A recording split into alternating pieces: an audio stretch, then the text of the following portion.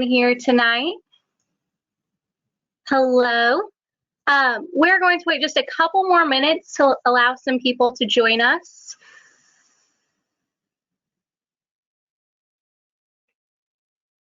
As we do, look for on your screen where you can see the place to chat and the place to raise your hand to answer questions. Always good to be aware of where exactly those places are so that you can see what or how to best interact to share your questions. And like I said, we'll give it a couple more minutes before we really dive in.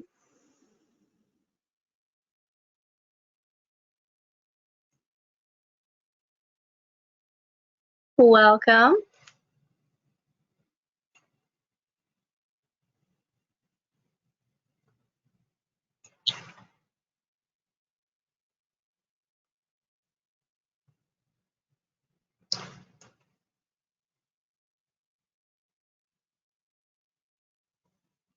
I would love to first start out by welcoming you. My name is Beth Whitaker. I am Manager of Education here at the Indiana Historical Society, and I would love to know where you are from. So before we really dive in and get started, if you could find that question or chat box to type in the area or the county that you are from, that would be fantastic.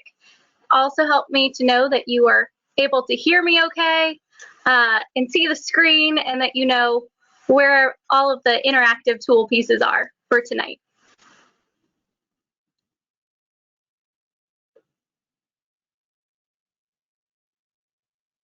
I see Bloomington, Indianapolis, Terre Haute. Awesome. Hey, we're like all over. This is great.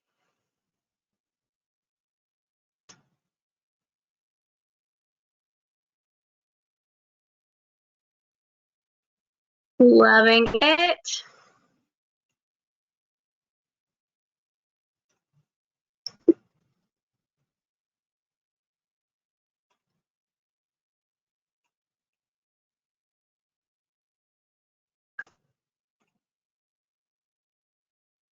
All right, make sure we've got everything working there. Good.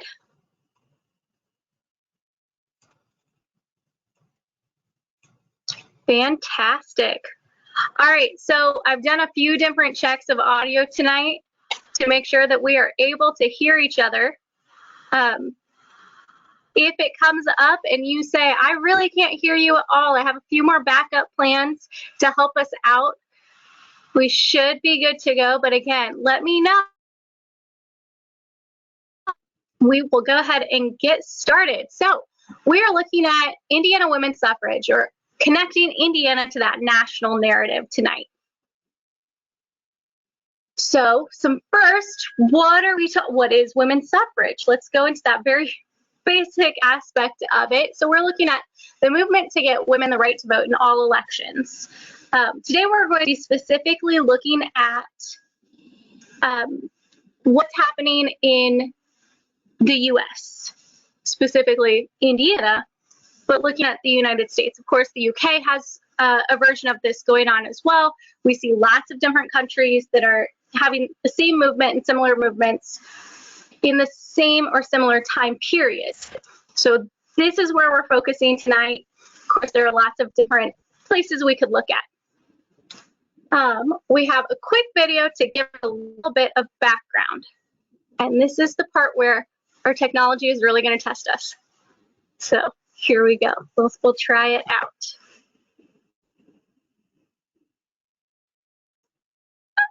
No, try again. The right to vote. From the time of the American Revolution through 1920, women fought to attain the same social, political, and economic status in the United States as men. In 1920, women in the United States won the right to vote by virtue of the passage of the 19th Amendment. but the struggle to attain that right was a long one, fraught with violence, political turmoil, and social upheaval. Many of the leaders of the women's suffragist movement actually got their start in the abolitionist movement and other social reform movements in the 1830s and the 1840s. The Civil War and Reconstruction proved to be a critical moment for women pushing for the right to vote in the United States. In the aftermath of the Civil War, Congress committed itself to ensuring the right to vote for African American men through the passage of the 15th Amendment. The 15th Amendment stated that the right to vote could not be abridged or denied based on race, color, or previous condition of servitude. It, however, said nothing about gender. By the turn of the century, more militant and radical voices were working their way into the fight for women's rights. Alice Paul, for instance, pushed for the adoption of an Equal Rights Amendment. One of the ways that Paul and his supporters sought to dramatize the issues associated with women's suffrage was to stage massive parades. One that they conducted on March 3rd, 1913, was done so to coincide with the inauguration of President Woodrow Wilson. The women hoped that this would dramatize the denial of a basic civil right to women. Authorities often brutally suppressed female suffragists who employed such tactics. Alice Paul was once placed in solitary confinement and beaten because of a picket she staged at the White House. The brutal treatment of female suffragists actually helped to strengthen public support for the movement. And in 1918, President Woodrow Wilson announced his own support for women winning the right to vote. The denial of more than half the United States population to participate in the political process at one time was damning to American democracy. In 1920, that changed, and the 19th Amendment was a revolution in American politics. 1920 is a banner year and a milestone in American democracy for what it accomplished for women and what it represents for those who are marginalized in American society, even today.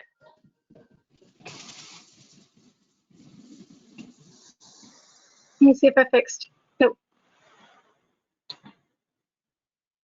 It might have fixed. No. Hold on. All right. I can tell that the video connection cut out. Hopefully you were able to hear some of that. Oh, and I see it's coming back. For most of you, there's about 10% of you who are still not able to see it. Well, I will also tell you, I'm glad that the sound worked for you okay. This entire slideshow, everything that we're doing tonight, at the end of tonight, I'm going to send you a link so that you have access to this entire PowerPoint, all of the links that are embedded in it, all the tools that go with it. You will also be receiving, a Google Drive filled with resources. So there are ways to do primary source analysis, there's lesson plans in it, there are book lists, video lists, website lists, a wealth of knowledge that I curated over several months for you so that you can really use that as your one-stop shop for information.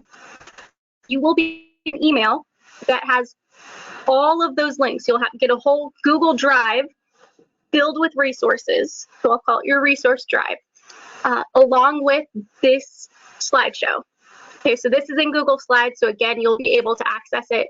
You can go back and watch that video if you want, and click on all the links that you'll see.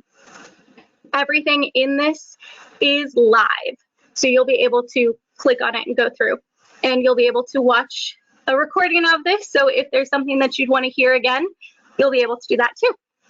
All right, so Library of Congress. I always like starting with the Library of Congress and the National Archives. This is my home base for a lot of things. They have an amazing teacher guide, and in that teacher guide, they have a primary source set. So they have carefully curated collection of primary sources from Library of Congress on this topic. Now, when I say Library of Congress, I do mean that national narrative. We're getting that big picture, that big scope and sequence. They have an ebook on it. They have an exhibit up. They have references. They have lesson plans that are already written right there for you. So you are able to just download those right away. In fact, there's some of those in that drive that I was just telling you about. There's also a webcast that it says on there.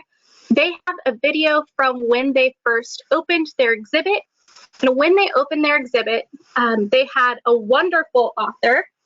And if you can see me on the webcam, I've got the book right here, Women's Hour by Elaine Weiss. And this is her book. It is phenomenal. I highly recommend it as a read for you personally. It's just really interesting. But they have her speaking on it, and she's a fabulous historian and writer who shares a lot of those journeys that women took in this movement. So that's an interesting spot to go. And a lot of that is in a format that you could share with your students, particularly if you have middle school and high school students, that content that they're ready to kind of take in right away. So how does Indiana fit in to this national narrative? And I see it's just going a little slower tonight. Okay.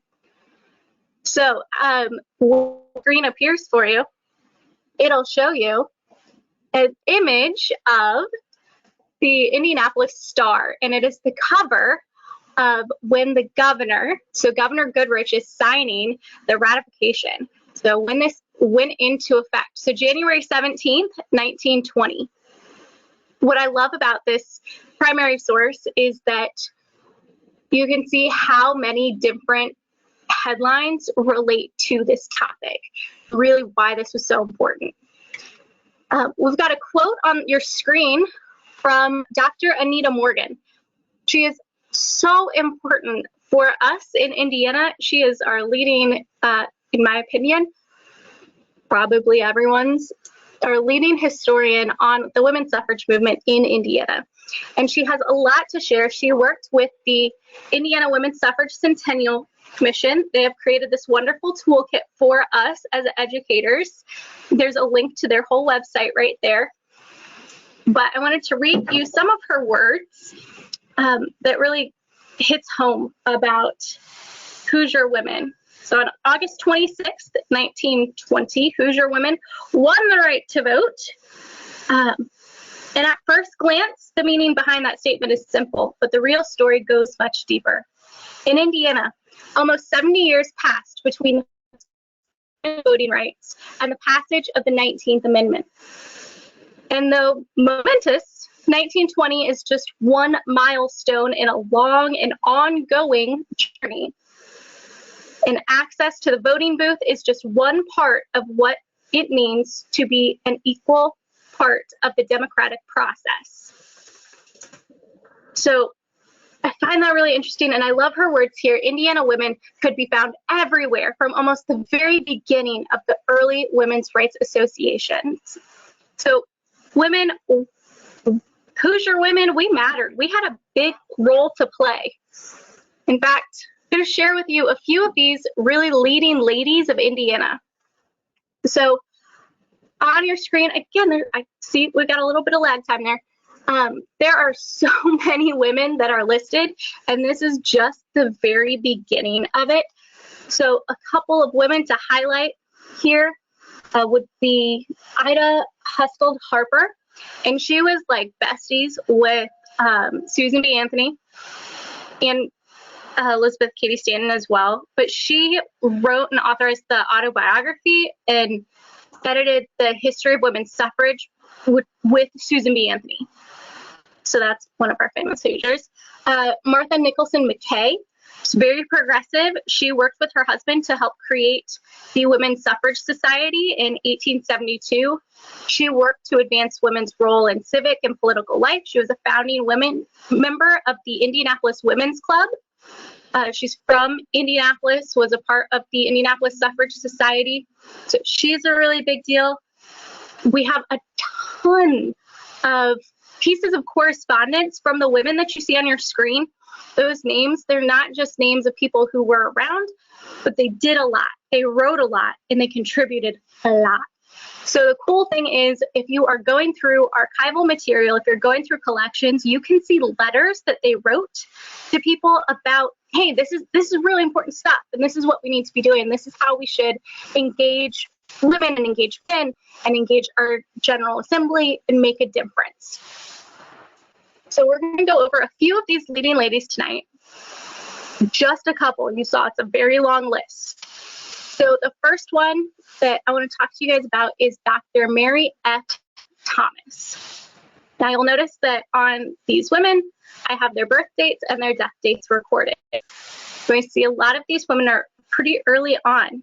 So she was a physician, an abolitionist, temperance, and a women's rights leader. She was a founding member of the Women's Rights Association of Indiana. I've already listed like 3 different women's organizations tonight. There are a ton of women's organizations from the early mid 1800s all the way through the 1920s. A lot of times this is women that were kind of gathering with friends and gathering in home parlors, and then it grew from there. A lot of these groups had similar of trying to get the right to vote or working for temperance, or some of them varied slightly but were similar. Some of them ended up coming together, working together, and ultimately in 1920 that's what we saw. We saw all of our different groups working together as one unified cause for one unified goal. In 1859, she became the first woman to present a petition before the Indiana General Assembly. I think was really interesting, and there is a really cool story about how all these women went before the General Assembly, and what happened when there were women in the General Assembly for the first time in our history, and what these senators did, and how people reacted, and just what a commotion this must have been. So some really great newspaper articles. You're going through like newspapers.com and things like that. You can look for some background there. She was also the second woman in the country to be admitted to the American Medical Association. So she was pretty awesome and lived in Richmond, Indiana with her husband. Another one that we have here, Helen, and she was the first woman admitted to the bar. She was a lawyer, temperance activist, women's rights activist. She was a newspaper journalist. In fact, we see a lot of women that were involved in this movement were also authors in some way, publishing books, publishing articles, and getting that word out there in different ways. She was the first woman to argue before the Indiana Supreme Court. She was also president of the Indiana Women's Suffrage Association.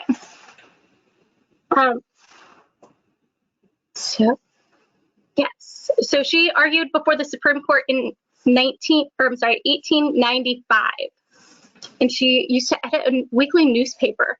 These are just awesome women to learn more about. Amanda Way. Amanda Way was very feisty, and I think that that's the nice way of putting that. Amanda Way, and you'll notice again we have her birth date and death date there, and this is 1914. So she saw a lot, and suffrage, winning the vote, was not one of the things that she saw in her lifetime. But she initiated the first women's rights convention in Dublin, Indiana in 1851. So 1851, very important time.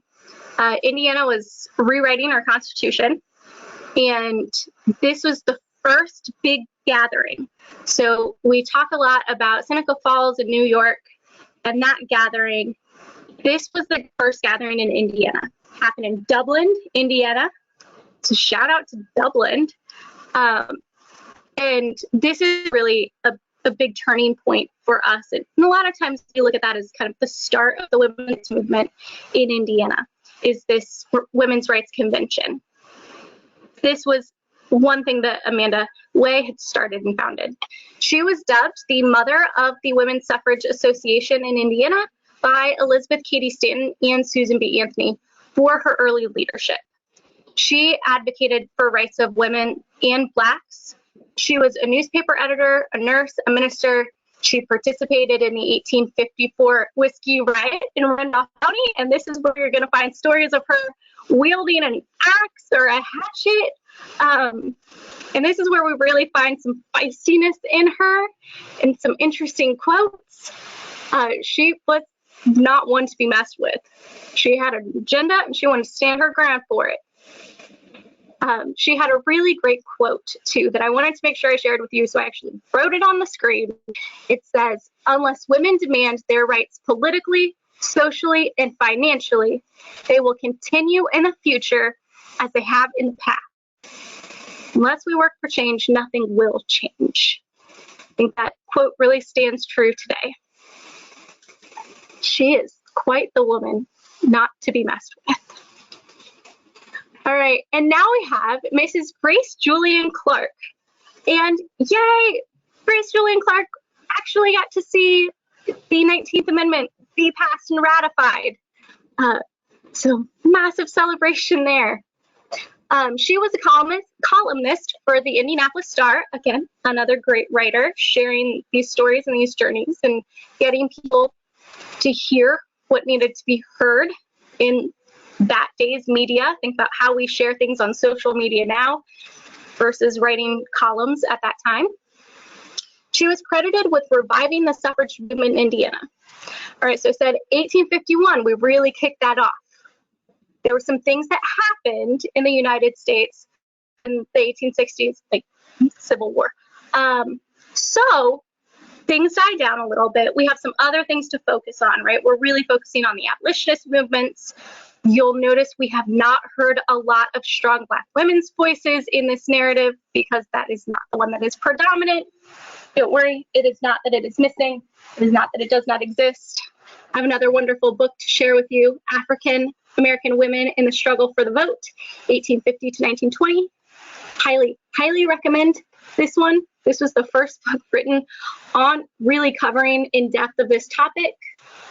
So again, one of those great resources to check out. But you do see some changes happening and the voices that you hear in the common narratives. But she's credited for reviving it because after war, we start to look at it again. Of course, we go back into a war and then we bring it back up again. So you'll see kind of the ebbs and flows. We're going to look at that in this book back here, Giant Steps, too. He was active in several women's organizations. So as we move on down that timeline, we start to see, again, lots of organizations, but women starting to be involved in more than just the one with their fence or more than one near them. In fact, this awesome picture that we have of her, she is the one kind of closest to you wearing the biggest hat. In that picture, that is Mrs. Grace Julian Clark. She and her got in their car because they followed the idea of a few women out in New York to drive around for women's suffrage. So they didn't take a kitten with them like they did out in New York, but they did get in the car and drive around Indiana. So they were from Indianapolis and they went out, and my favorite story is they go out to Westfield, Indiana. Really far out there, right? And so they go out to Westfield and they meet with men and they meet with women, everybody excited about suffrage, and they start new groups. They start new clubs, women's clubs out in Westfield, and they start new women's clubs up in Noblesville. And the ladies in Westfield say, you know what? We're so excited about this. We're all the way down to Carmel, which is 4 miles away, and get them to start a club there too. It's awesome. It's that energy, that the grassroots that we.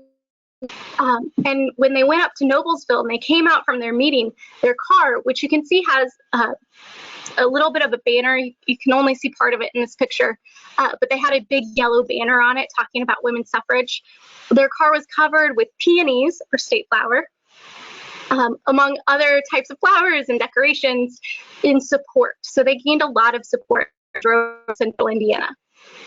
Now, Mrs. Grace Julian Clark also helped elect the first woman to a school board, and this was even before women had the right to vote. So before women have the right to vote, we're seeing women get or be elected.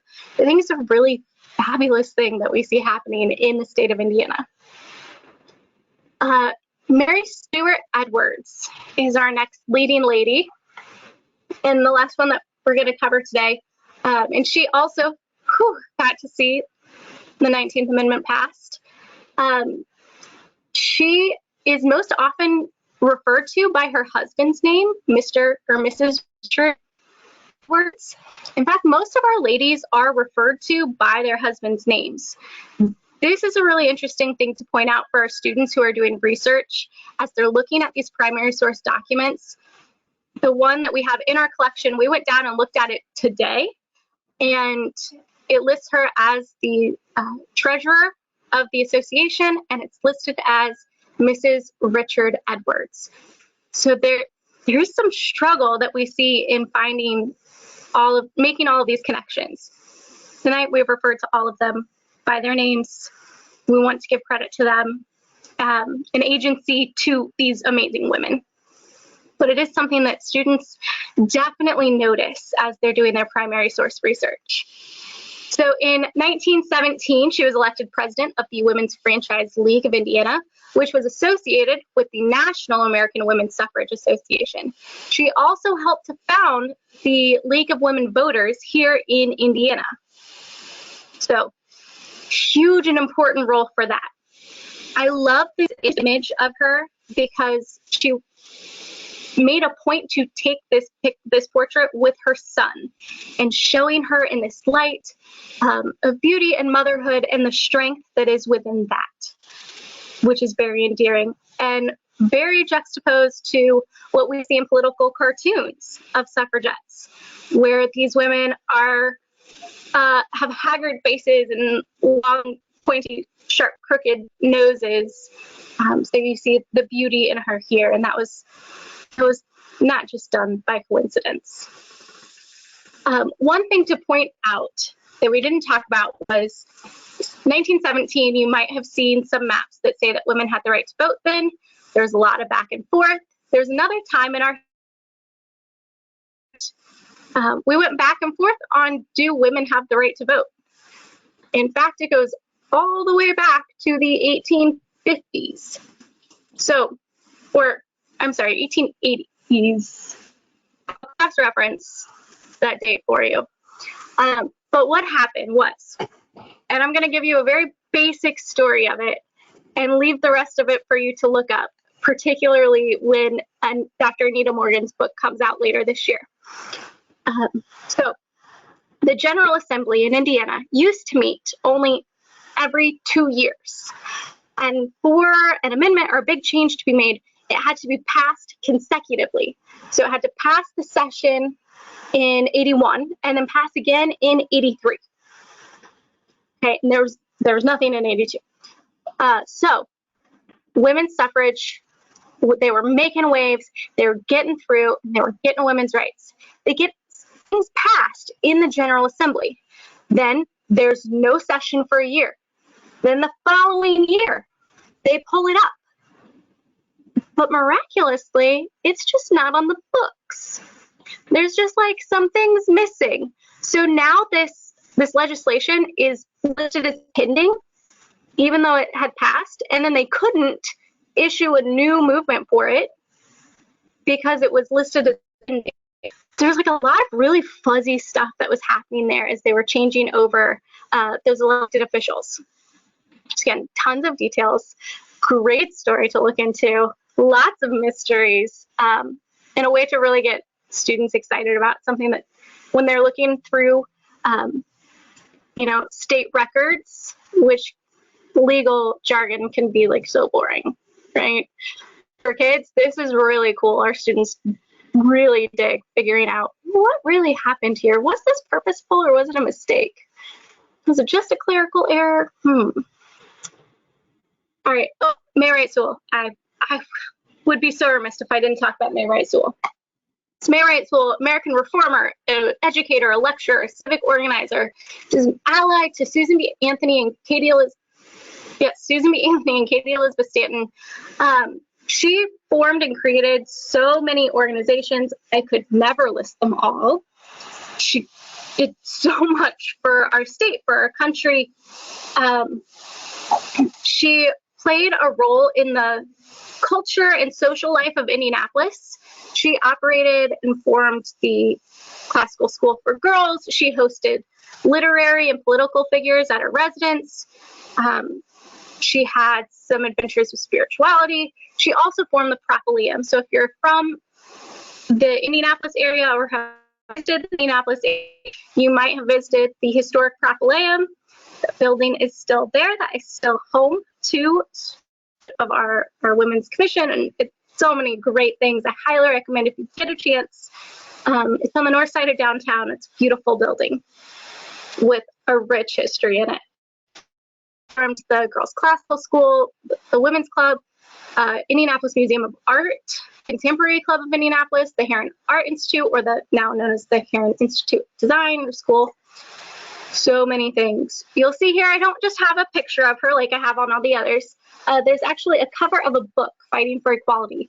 This is a children's and young adult biography. So it's written for a younger reader, but has great work there. Ray Boomhauer is one of my all-time favorite authors. I may be biased. We'll come back to that book in a little bit, some of the resources that we have to go along with it. All right. I went through a whole bunch of women really fast and a whole lot of background information really fast. I'm going to take a second to see if you guys have any questions, particularly if I missed any questions so far, and anything about what we've covered. We're going to dive into a few of the lesson plan ideas. There's about 3 different ideas that we'll go through, and then we'll go into a few more resources for your own planning purposes. I'm also going to grab a drink. I don't normally talk this much.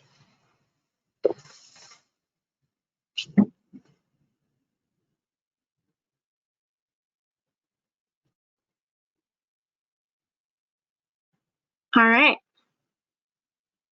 Cool beans. Remember, feel free to ask questions at any time.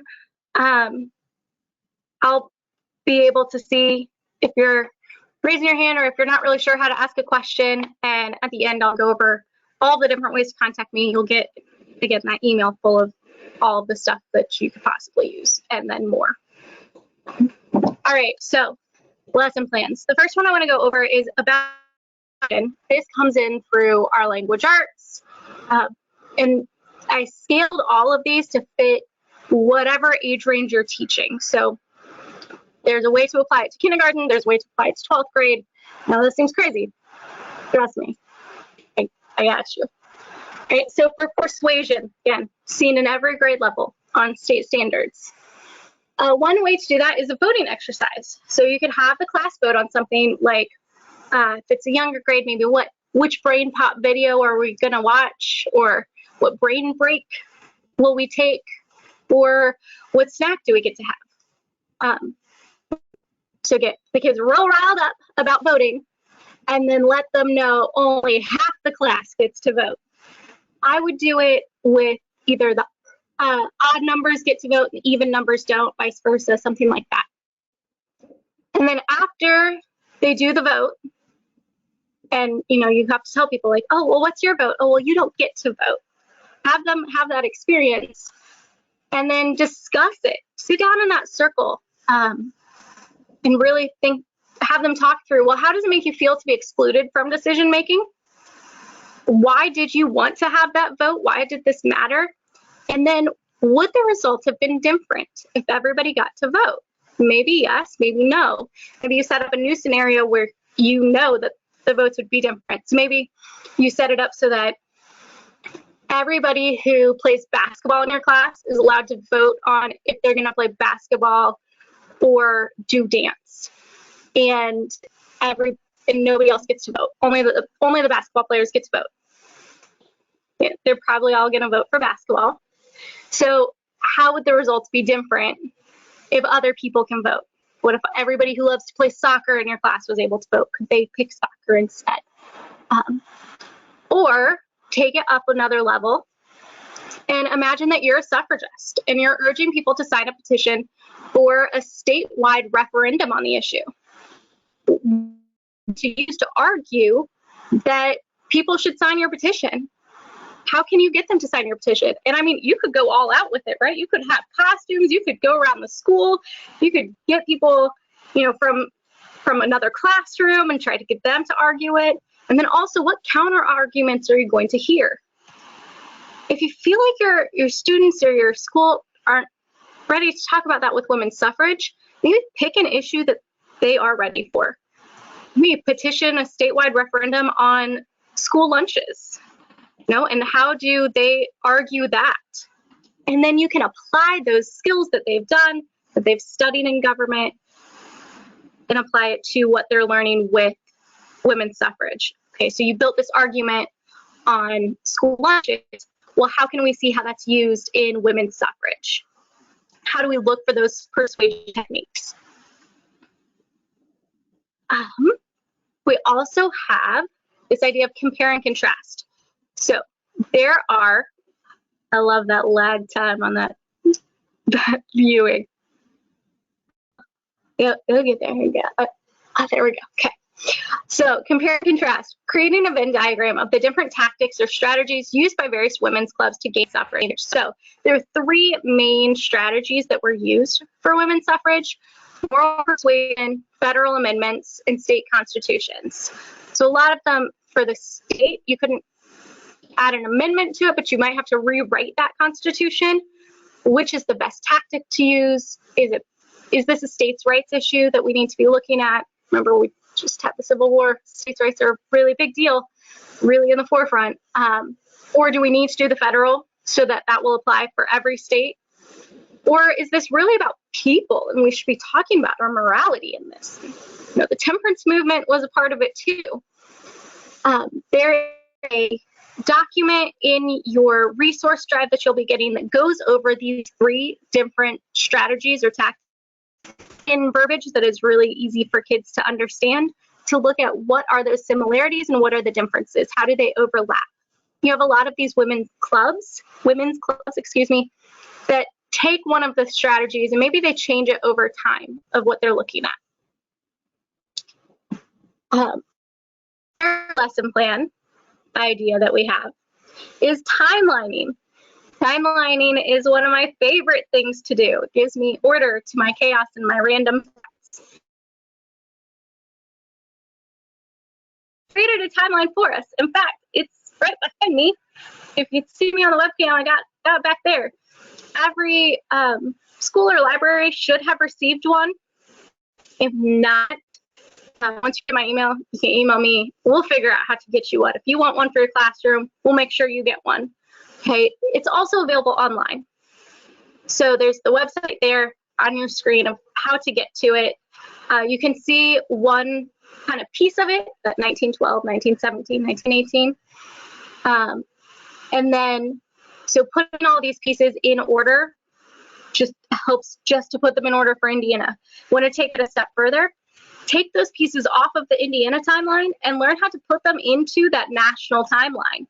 So there is a national timeline there from the Women's History Museum and Organization, so you can see how we fit into that national narrative, piecing that all together. Or there's an online timeline with primary sources from the National Archives. So a ton of different ways to piece all of that together. I really like taking the timeline that already exists. Like I would just take this back here and I'd cut it up. And I just cut off the times and have them put together, like, how does this make sense in order? What had to happen first for this to happen second? And then you can piece together the other pieces of Indiana and U.S. history that like when Madam Walker was in Indianapolis and the roles that she played here. And that will help you to kind of fit along those timelines. And more literacy, readers see. All right, Susan B. Anthony has this great quote: wherever women gather together, failure is impossible. I feel like I need that on a shirt at all times. So there's a play, Failure is Impossible, written by Rosemary Knoller.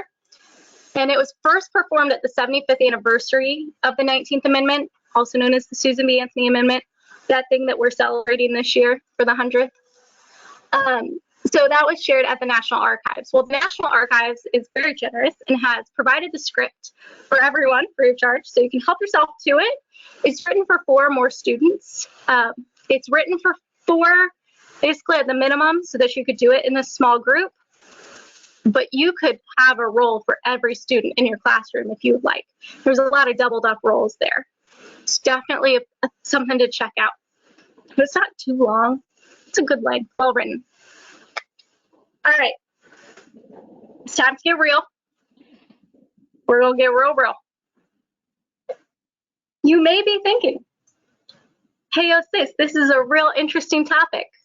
However, ain't nobody got time for that. I do not have time.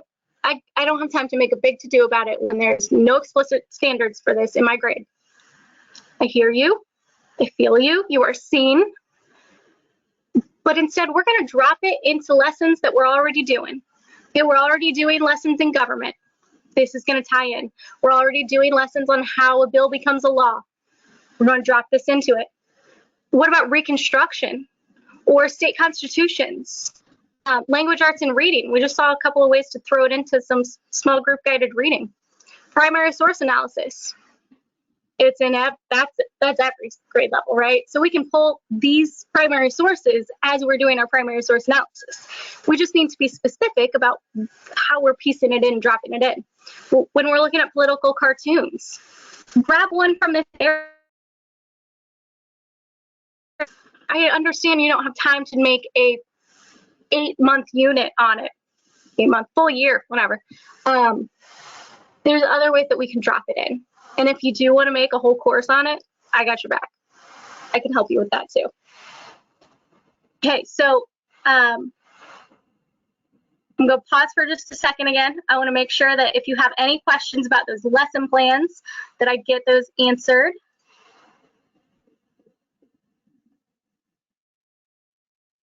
So feel free to drop me a line if you got a question about those, and then we're going to look at some of the more specific resources that we have.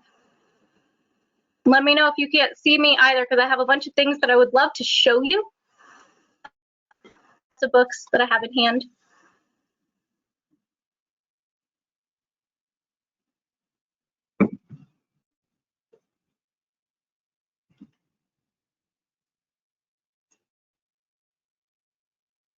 All right. Sounds good. So I'm going to go over, it says IHS resources right now. So what that means, we are looking at the things that the Historical Society has to offer you in one easy spot to find everything. So first thing I want to cover is this book, Giant Steps, Suffragettes and Soldiers. You can read a little bio about what it is there. This is a book that we have published. It's right here. It's a great size. The hardback version of it is less than $15. There's a paperback version too. And in it, we have the primary sources from our collection and a couple from some other collections as well. These are technically fiction, but it really is a nonfiction book. There's just a couple of details that we don't have written down that we took some liberties with, but it is well researched. And every book that we publish comes with a glossary. Yep. So we have our glossary, we have resources and documents, images and citations, so much great stuff. Fabulous author. I've met her personally. She's amazing. This is a fabulous book. You don't have to take my word for it though.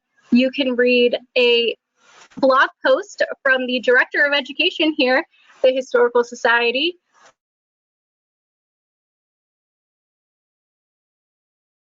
With students and why she read it for fun. So great read, not too long of a read for an adult. I have dyslexia, so it took me a little bit longer, but a few days you'll be good to go. And then again, we have a book I started to cover with you. Here's my copy of it. This one right here, Fighting for Equality. So this, like I said, is a young adult or youth biography. I would suggest upper elementary, middle school, high school is the range. High school is always scalable, right? So again, you have some information on the book there. You'll also notice on your screen it says free teacher's guide. So this comes with a teacher's resource guide for you that you can download free of charge from the website. Again, we're going to have this book filled with primary sources to use. There's a glossary in the back. We've got a learn more section. So great tool if you are studying some famous Hoosiers. This woman to study. A lot of information on her. Some other resources that I have all just kind of linked out for you next are all from our website, or yeah, they're all from our website. All of them are ours. So we've got some in-depth stories, some blog posts, some Destination Indiana journeys. And what that is, Destination Indiana is just destination-indiana.com. Easy to remember. But that takes a collection of primary sources, so photographs or postcards or maps or letters, and it builds a mini collection off of a similar theme or a person. So there are several there to check out. But I want to go over a few more books. So there are a gajillion picture books on this topic that are easily accessible. This one's more of a reference to use in your classroom. And I don't care what grade you teach. Picture books are awesome. It's how I captivate 7th graders most of the time. So great resources there. Those are all just on women's suffrage at that time period, but there are a few others that span multiple time periods, cover a whole wealth. So again, as we talked about women getting the right to vote, we still had an issue of having everyone having the right to vote. So this is Lillian's right to vote. We're looking at the celebration of the Voting Rights Act of 1965. I think it's important for us to look at not just where things stop in 1920, but what had to happen in 1965, and pointing out how recent 1965 was. This is an awesome text for that. And just beautiful artwork and illustrations too. And then as we get in a little bit bigger, this is Miss Paul for president. So we're looking at Alice Paul and what she did and how she kind of worked through some things with the president, getting the attention, just kind of like how we use social media. How did we use social media before we had social media? That's what Alice Paul did. She was like the Twitter star before Twitter happened. Another fabulous, and again, these are all going to be in your big collection at the very end. Winning the vote for women. This one actually covers what was going on in Great Britain too. So you can look at really the whole world. So it'll go into New Zealand, Australia. It'll cover that. So you can look at it through a world history lens, not just US and not just Indiana. There are some amazing books for older kiddos, like all these right here. These books, I'm so excited about my books. These books are also primary source based. Into them. There are primary sources in them again. And in the back, it quotes them and references them so that you can dig deeper into those primary sources. Or more importantly, your students can dig deeper into primary sources. And that's all of them. They're amazing. All right, so if you still want more, I've still got more. I'm like the never ending, I have more. I've become so passionate on this topic. But the Indiana Historical Society, come over, get on over to Indianapolis if you can. Give us a visit from now until April 4th to see the newest exhibit, which is Be Heard, Women's Voices in Indiana. And so we're going to look at women from all time periods of Indiana and the role that they played in shaping and forming our state and our culture and our societies. Educators get in free with your school ID. all the time, all year round. So definitely, if you're ever in Indianapolis for anything, if you're going to the State House, we're across the street, come on over. And then while you're here, you get 25% off on all books for your classroom or for yourself at the history market. So that we shared today, we have here at our store, you can pick them up, 25% off. If you want to order them online, you can also do that. So ways to get some of these resources. If you need bigger orders for your schools, the history market, we've got links to them too, so that you can contact them and get these into your classroom. All right. Okay. So lots of info. It is 7:50, so you have 10 more minutes. So if you have any other questions, or if you're like, hey, that was cool, but like you totally didn't go over this and I'd love to know more, I've got all of my research here with me. So if you've got a question, let me know. Drop it in the box. My email you have received in a lot of our communications is bwhitaker@indianahistory.org. So that is BWHITAKER@indianahistory.org. And shoot me a question. Like I said, you're about to be getting an email from me that has a whole lot of stuff in it. So get ready, get your cup coffee or your Diet Coke. Get ready on a Saturday. Prep your, that one time when we're going to find 5 minutes. We're going to carve 5 minutes out to see what all those resources are. We're going to make sure we're all cozy for it. All right, so I'm going to stay on the line.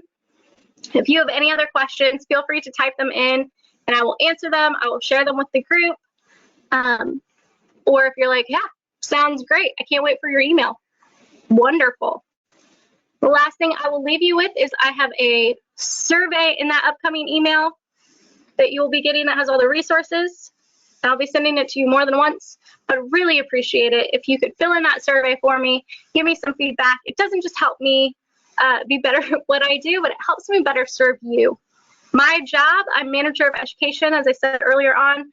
My job is to serve you, and I want to do that the best way possible. So whatever I can do to help you and your classroom and your students, let me know. And I am here for it. Okay, so that'll give me a lot of that feedback. So I would really appreciate it if you could get that filled out for me. Again, I'll hang on this line here for about 8 to 10 more minutes. If you have any other questions, feel free to reach out. Otherwise, thank you so much. I really enjoyed being with you this evening. It was fun.